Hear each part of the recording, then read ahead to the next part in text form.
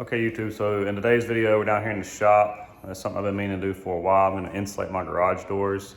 I'm gonna show you how I'm gonna do it. Everybody's got their own way of doing things a little different, as you know, but this is how I'm doing mine. Okay, so my original plan to do the garage doors was in this 1.5" Formula 50 or whatever they call it.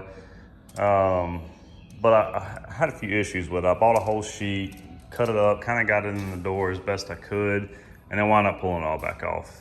So the reason I didn't go with it is, yes, this is right at 1.5 inches, so it would fit pretty good, but you have these ribs, right? So they stick out, so you really don't have 1.5 inches. They stick out about 10 millimeters from here to the peak of that rib.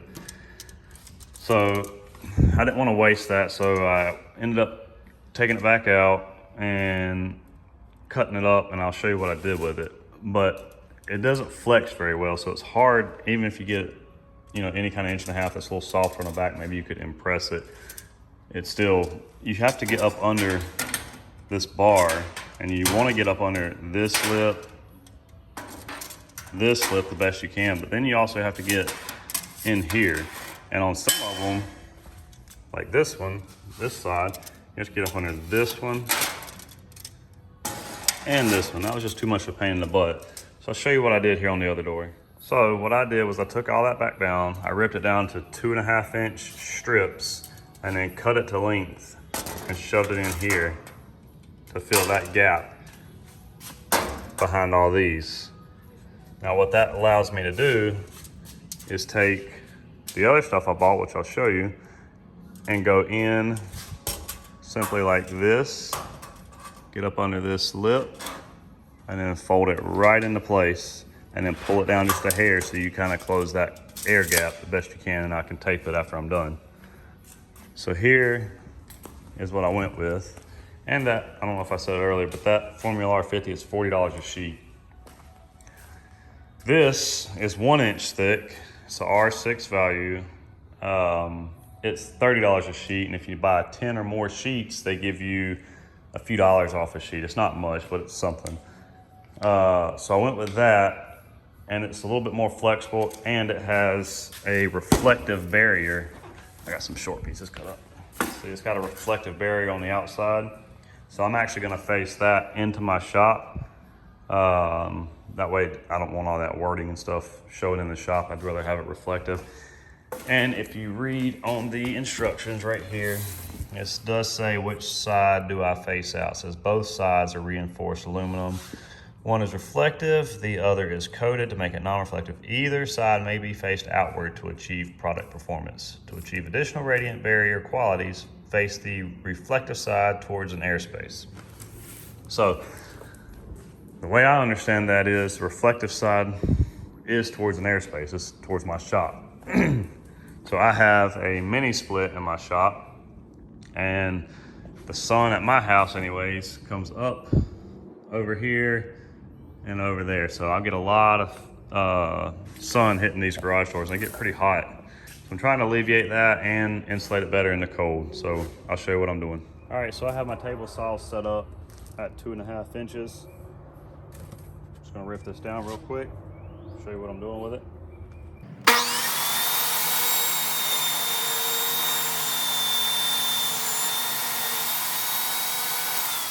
If you do not have a table saw, you certainly can use a sharp razor blade. I can't stress sharp enough to make your life easier. And a T-square, which is how I've been cutting some of these, just to make some certain cuts that I don't feel like adjusting my width on my saw. So I've got this. Now, what I wanna do is grab my tape measure. All right, so take the tape measure and come inside of here. And I go up and to the bottom. You don't have to be super tight. I got about 17 3/8 on my door. So that's what we're gonna cut this at. All right, so you got your piece. Again, it's 17 3/8. Just gonna take this, make a little mark, 17 3/8. On the other side, 17 3/8. In there and kind of line it up. In this case, I'm just going to wiggle it. Back and forth like a knife. This stuff's way harder than this stuff. But that's it, nothing special. I'll show you how I put it in there. All right, so what I do is all up under there, kind of slide it in at an angle, and get it close, work this bottom side in, and get it close, like that. Now you got screws in here, so what I do is try to get it a quick force to shove it past these screws where it doesn't like start bunching up and it kind of springs back. So like that. See how it does that? There you go. So that little bit's not bad because once you put your other board in, it'll actually hold it up. You just don't want a lot hanging out over you. And one thing to keep in mind is over on these, like on this side, I get a little short piece to show you. See if you can see that, yeah. So when you are putting them in this side, know this from experience, if your garage door happens to be shoved over that way, you know, think, oh man, I got a big gap, I can just grab it and shove. Well, you can, but if you shove and actually can move the whole door, you'll pinch your fingers. You wanna ask me how I know.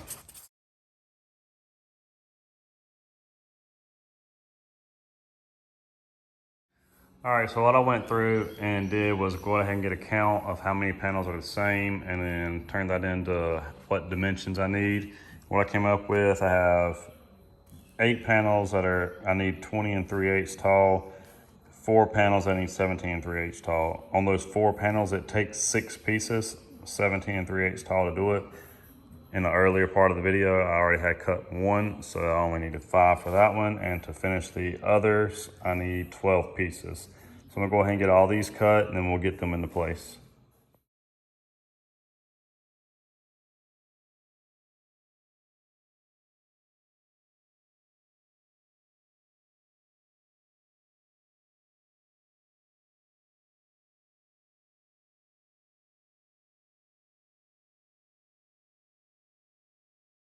All right, so we have all this done now.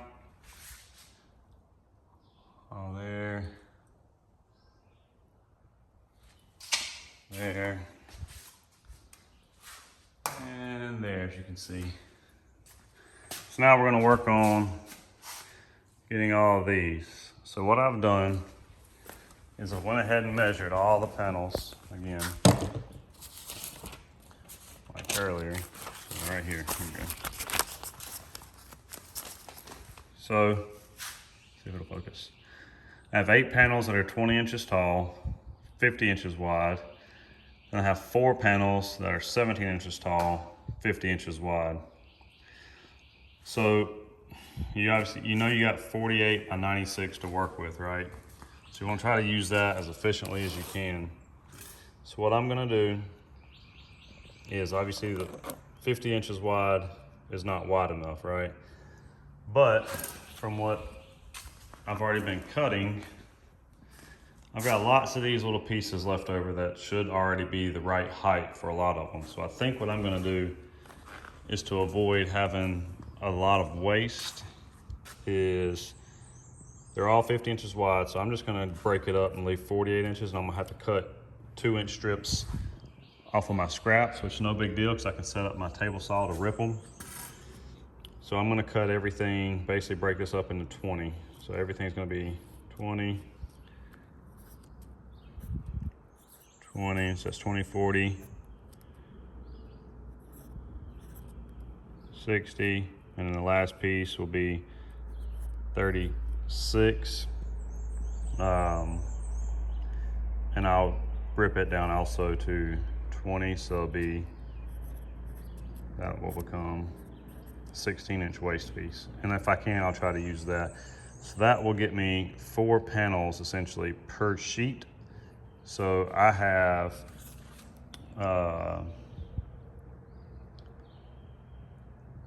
1, 2, 3, 4, 5, 6, 7 sheets left. So if this takes care of, one sheet will do 4 panels. That means I need 2 sheets. 2 sheets to take care of this, and then I need, these are the same thing, they just happen to be 17 inches tall. So if I come here and break this down into 17 inches on that sheet, I can do, what would that be, 17 is 34, that's 51. Another one is 68. 17, 68. Can I get one more? 68, 78, 85. So another one, 17. That's 85. So that'll leave me with what, an 11-inch piece left. So then I can get 1, 2, 3, 4, 5 out of that panel. So I will need, and I've got to do 2 garage doors, remember. I've already done my middle one, so I've got to do 2. So if one sheet will do 5, and I really need 8 because it's 2 doors. So I need 2 full sheets for this one, cut at 17 inches. And then for this one, I can get, what was it, 1, 2, 3, 4 per sheet. So that's 2 sheets for this door, 2 sheets for the other door. So I need 4 full sheets to do the 20-inch tall ones. That's 6. I have 7 left. I should be good to go. That should give me 1 to take back to save a little bit of money. So it's important that you just don't start cutting and kind of screw yourself. You know, you can save your money if you don't have a lot of waste, and you're gonna have waste, it's inevitable, but if you can minimize it, that's gonna be best. So the reason I went with 17 and 20, so this panel right here, let me zoom out a little bit. This is a 17-inch panel. So if you look right here, the lip from here is roughly 1 inch. We'll call it 1 inch. That lip on all my garage doors is taller on the top than it is on the bottom. The bottom lip is roughly a 1/2 inch. So what I do is I'm gonna, just to make things easy, shove the tape measure, let's see, all the way up in there, and then, I can't really do it, but there you go. And I'm gonna measure to the top. So all mine are 17 inches. That'll leave me, once I shove it up in there, I can pull it down a little bit, and I will have a little bit under this lip, a little bit under this lip, and it makes it easier to go in. Yes, there'll be an air gap. Some people may care, I don't care. There's no way to seal up a garage door completely. I mean, this is just a thin layer of rubber. Like, I mean, what are you really getting there? So it's just gonna keep a lot of that heat bouncing back and not coming into the shop and keep the garage door cooler. So then the other measurement is on this door. These are taller. So again, let's see. So from there to there, that's how I got my 20 inches. Again, I'll have a little bit under the top lip and a little bit under the bottom lip. And we're gonna start cutting these now. All right, so I'm gonna show you 2 different ways to cut this. The first way, if you don't have a table saw, again, start with a knife. 17 inches, put you a little mark. I kind of wiggle it just to open up, make it easier to see a little bit. Come to this one, same thing, 17 inches. Give it a little opening, make it easier to see. You can pick one of these up if you want. They're, I don't remember what it was, $10, something like that. Or you can just use any kind of straight edge that you got. It's at least 4 foot wide. But line it up on both marks. Make sure you hold it steady. What I'm gonna do is just basically pierce the top layer. I'm not trying to go all the way through it on this pass. Okay. Now I've got my blade set where at an angle it's going to go through about, it's going to go through all the way, but it's not going to go super deep into the other sheet. or you can hang it over the edge, but this works too. It's kind of full, and it cuts way easier than that pink stuff.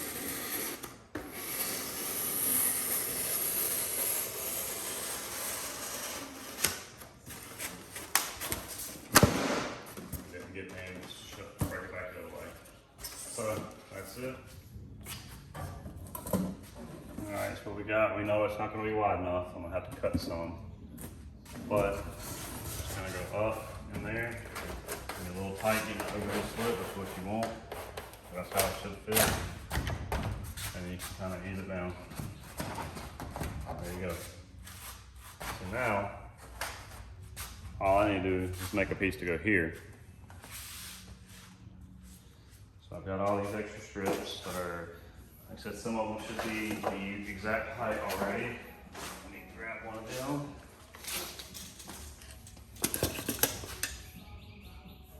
So yep, that one's 17 inches. It's ready to go. I'll make me a little mark on there. Cut it out. All right, got a 2-inch strip. That should be snug fit. Put that in there. Kind of angle it a little bit so you can shove that pink back.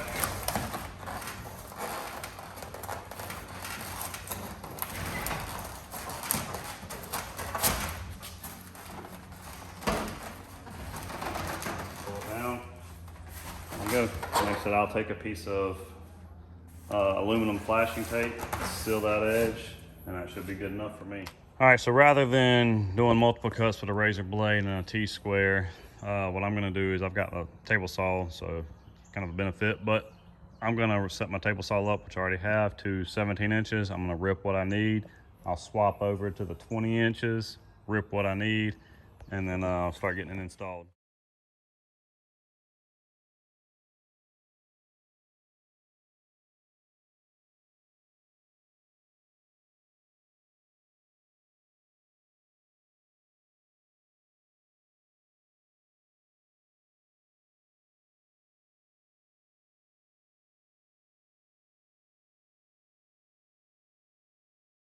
All right, so now I should have enough of the 17 inches, enough of the 20 inches. I get to take one full sheet back, get $30 back. I'm gonna rip all of these down. These are some scraps that I had that are actually already 17 and 20 inches. I'm gonna rip them down to 2 inches to give me enough to fill in that gap, and we'll get started.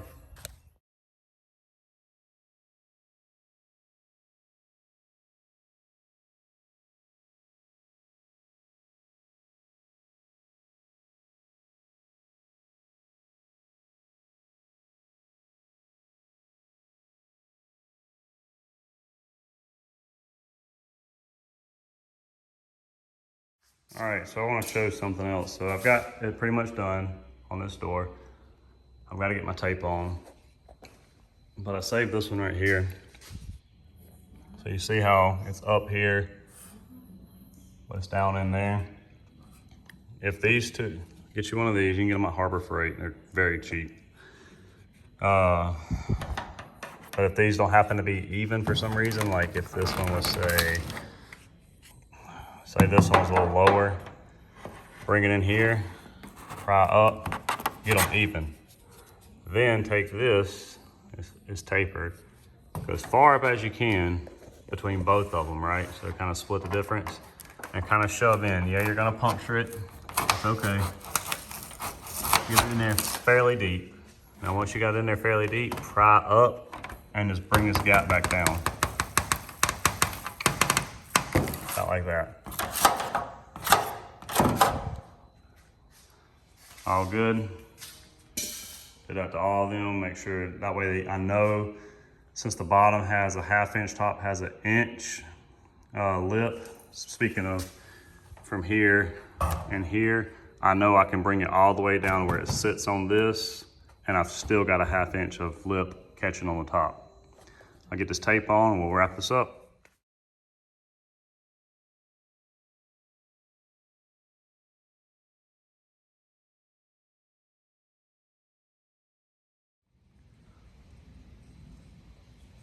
So that's all. You can see it's pretty much done. Not gonna do any more filming. I got one more door to do, but I'm gonna knock that out. One way I will say I could have saved a little bit of money, this same essential product with the foil backing at Lowe's, they have it at least around here at 3/4 inch, but I wanted 1 inch. The 1 inch is $10 cheaper per board than Home Depot. However, I had to get it delivered, unfortunately. So if you happen to live in an area where you don't have to, you could get the 1 inch from Lowe's and save $10 a board. For me, it was, yeah, I could save $10 a board, but it's $65 to ship it. So once I bought 10 boards at Home Depot and I could actually get it the same day. And after you order 10, they give you, basically it was gonna be 300, knocked down to 266, I think. So that worked out for me. And then I had, again, 1 sheet of the pink, and that was enough to do all 4 or all 3 doors. And then 9 sheets was enough to do all 3 of the 1 inch part. So 1 sheet for the pink, as you can see on the edges, and then 9 sheets of the 1 inch white with the reflective barrier on the other side. If you have any questions, leave them in the comments below, and I'll try to answer them as soon as I can. Thanks.